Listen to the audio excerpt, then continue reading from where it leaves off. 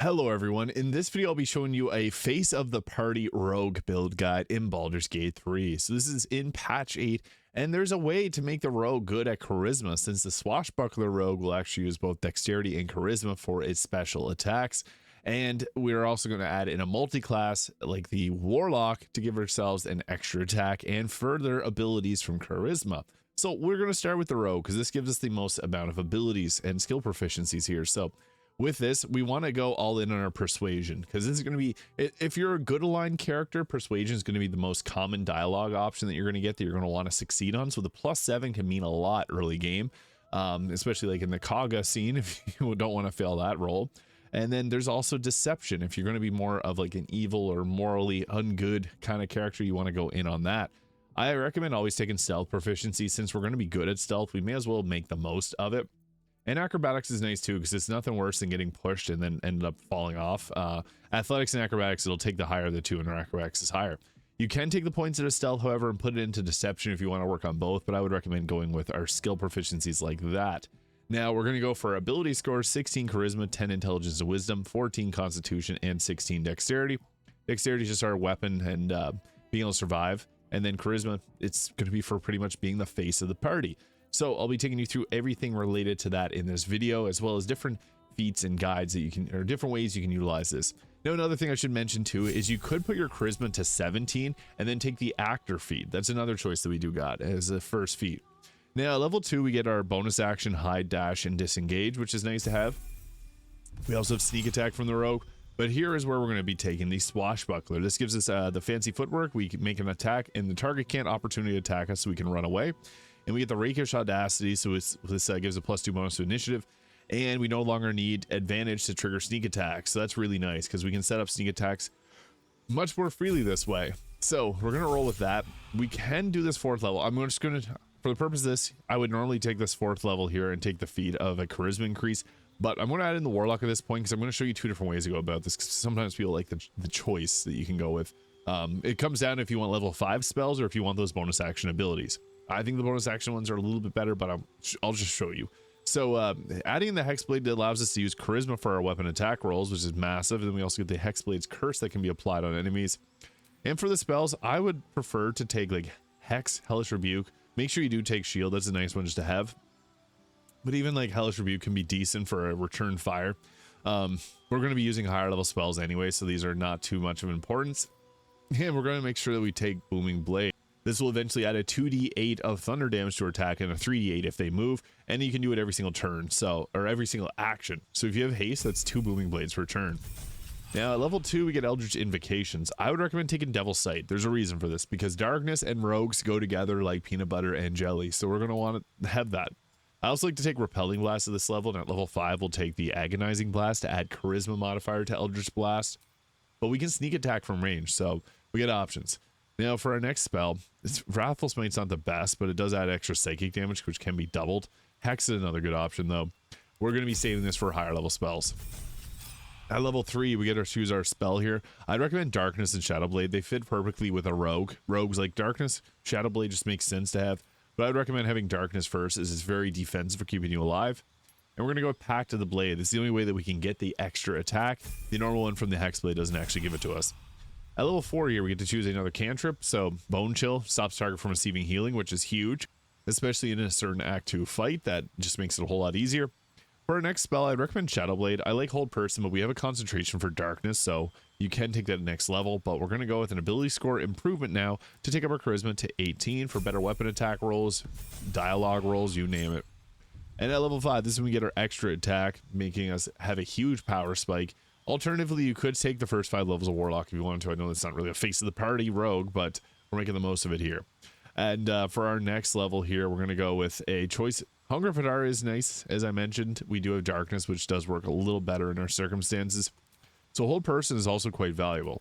And for the Eldritch Invocation, we're going to go again with the Agonizing Blast. So I'm just going to go all the way up in the Warlock just to show you what we'll get. A Cursed Spectre, whenever we slay a creature within 18 meters, we can raise an Accursed Spectre, which can help out and attack alongside us, and it'll also grab aggro for us. Fear is also nice. A spell can make targets drop their weapons and gets disadvantage on attack rolls.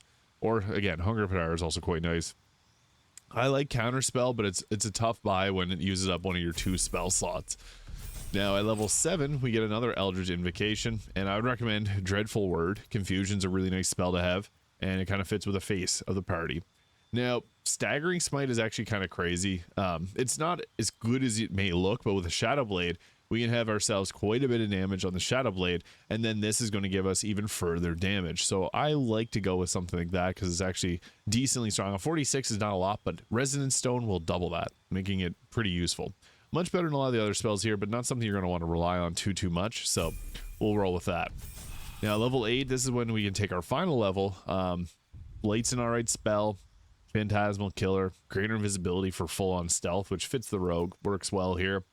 And we're going to take an ability score improvement to bump up our charisma all the way to 20. Now for the final level, this is where it gets tricky because we can get Cone of Cold and level 5 spell slots, which means that our Shadow Blade will be upcast to a 4d8, which is a lot of psychic damage. 48 is incredible. This is more offensive focus. This is also nice though. The Flick of the Wrist can disarm a target as a bonus action. This is the Swashbuckler Rogue's unique ability. I'm torn between, I've tested both of these and they're both powerful in their own right. Getting that extra 1d8 to a total of 48 on a weapon that's doubled in damage to an 8d8 essentially is just incredible. This is nice though too because the Santos can blind targets. This can disarm targets, which is really good. And it gives you a bonus action attack. So that also is really good. And you can get a 3rd feat. So this is the choice you got to make. If you want the bonus action Flick of the Wrist, go for it. However, adding this in will give us some very powerful abilities like Cone of Cold. You can even take Banishing Smite, which will do a 5d10, and this does use your bonus action and it banishes the target, which is nice. But even our Staggering Smite, new spell that was added in patch 8, can be very powerful as well. I'm also a big fan of Cone of Cold, a huge area of effect. We don't have any area of effect spell, so this would be probably the more offensive focus, and this would be the more rogue focused. And for the final spell, we'll add in Minions of Chaos as a nice summon. We're face of the party. We want to have friends with us. So what this looks like. Now in Act 1, you can get the Envoy's Amulet from the Myconid mushroom people. And this will give you a +2 bonus to your persuasion check. So early game, that could be the best amulet that you could go with. And this item right here is actually extremely useful. So Jannath's hat, it's only available in Act 3. Gives advantage on persuasion checks and advantage on deception checks. So that's rolling 2 die for both of those. You're basically never failing persuasion checks again if you got this funky hat. So I'd recommend grabbing that one there. It looks kind of cool too. So that is going to be the best item for succeeding on your persuasion checks. So I highly recommend grabbing that. However, if you want a little easier to get one, the birthright hat for the +2 your charisma also works well. This increases our weapon attack rolls and spellcasting attack rolls as well. So kind of the all-in-one birthright. It's easy to get to. At the Sorceress Sundries, you can purchase it in Act 3. Cloak Protection, +1 armor class. Deathstalker Mantle, if you're the Dark Urge, works well too. Armor of Agility allows us to stealth, get a +2 to saving throws, and puts our armor class up to 26 if we're using a shield, which is incredible. Now, we can also add in items like, if you want to not use an armor or a shield, you could use this. And it's not going to be perfect, I guess. You have to use clothing options. Helldust Gloves would be probably best. And you could use early game the Gloves of Dexterity and dump your other stats. So that could work too. If you want to, let's say, take your dexterity down to 8 and put your charisma up to 17, so then you can use the actor feat to give yourself that +1. That can work too. Helldust Gloves are another good choice. This will give you a better spell save DC and fire damage on your attacks, which is always a nice thing to have. Even if you wanted to use two-handed or double weapons, you could use the Gloves of the Balanced Hands here to be able to get a 2-weapon fighting style. So those are some good options. I like the Evasive Shoes, however. The Disintegrating Nightwalkers for the teleport works really well too. And you can go with the Boots of Stormy Clamor as well if you got the Illithid ability Drain, because that'll stack for Reverberation. Now we can use the Infernal Rapier here, even though we have the spellcasting modifier added to our, or use instead of dexterity, we use our spellcasting modifier. This will just do it if we end up forgetting. You shouldn't forget that though. Now another attack that can be nice is the Crimson Mischief that we get late in the game, because this will give you additional 7 piercing damage on our attacks, so that can be good. However, as I mentioned, one thing that we can do is we can take like a Staff of Spell Power here and use its Arcane Battery to give ourselves the Shadow Blade. And what we're going to do is whenever we cast that in, we got ourselves the upcasted version of it because it was a free cast. It replaces it. And then we got our weapon that does 48 and +8 psychic damage. I have a Strength Potion equipped that gives us extra damage, but you should use a Bloodlust Potion and additional fire damage. So you can see there, our main hand damage is incredible. And on top of that, with the Resonance Stone, it's going to double your damage. So this can be very offensively focused too. If you don't just care about dialogue rolls, you can also do insane amounts of damage. And our sneak attacks are going to be a melee focus as well, with an additional 2d6 psychic. So what we can do in an action is we can go in, we can do a Booming Blade, we can do a sneak attack. That's a pretty good turn if you ask me for the amount of damage that we can output. And Darkness is going to power up our Shadow Blades as well. So what does this look like in combat? When it comes to combat, I recommend having someone else in your team with Arrows of Darkness, because what you can do is you can set up your own like Hunger of Hadar or Hold Person or Confusion, but you can also have Darkness set up from a team member. So you can literally just go ahead here with an Arrow of Darkness, and that's going to empower your own weapon. So then we go into that, and any target that comes near is going to get hit harder with our Shadow Blade. So you can, again, pump down your own version of it, or you can drop a Hold Person, because we're able to hit 4 targets with that Hold Person. But what's also nice is we got our rakish sneak attack. So I'm going to go ahead here. We attack with advantage, and boom, we're likely to do a ton of damage. 126 on a critical hit there. Nice. We'll take that. And then we'll follow it up with a Booming Blade, which is also going to do a ton of damage too. 112. It's obviously on a critical hit. So you can equip Dolor Amaris for even further damage if you wanted to. That used up both of our actions, but we still have a bonus action where we can apply the Hexblade's Curse on a target so that we can possibly raise a Spectre and then run back to our little safeness in the darkness. Now, if you have a Shadow Magic Sorcerer, they can also use their Eyes of the Dark to make darkness for you, and then they can see in it too.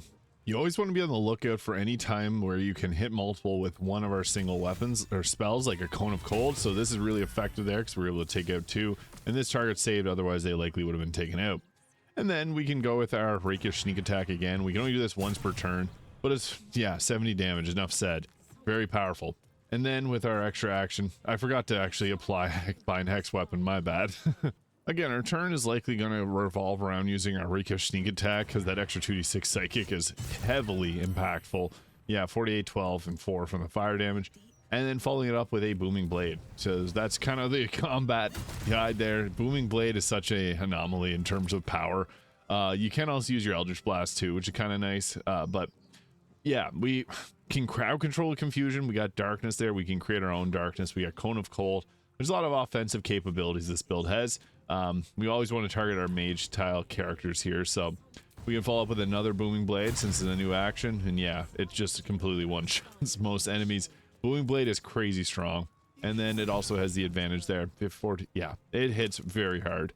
Then we can always use a Hex, although I'd use our 5th level spell slots. I'd rather use that on like a Staggering Smite or a Cone of Cold.